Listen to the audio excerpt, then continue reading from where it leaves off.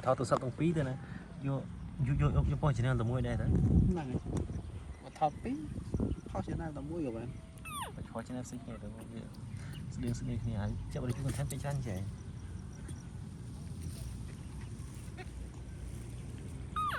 cho mình thầy giờ rốt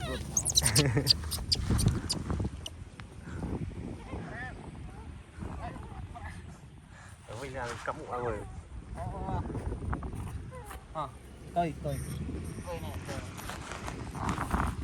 ốc này mà sen ốc à chưa bắt chưa lấy mà đào à chọn sẵn chậm mua sẵn tóc cày chọn vẽ ban này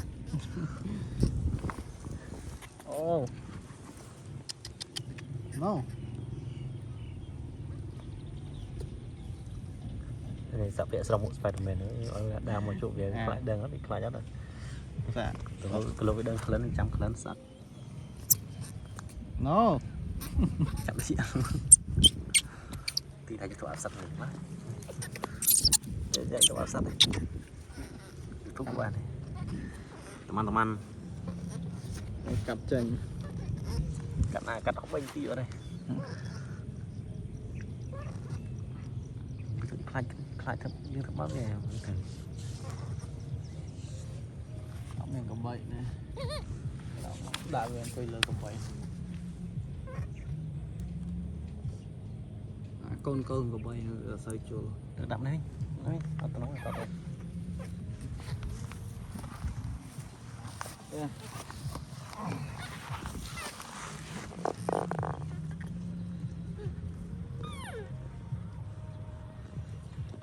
mẹ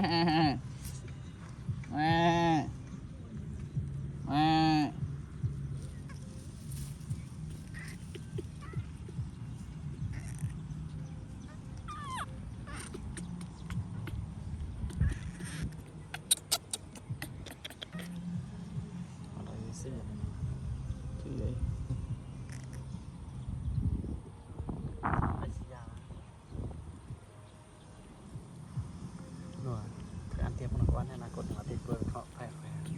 sao vậy anh ấy sẽ phải sò rồi chơi chắc đã tè miên tập bộ là tè chân sát rồi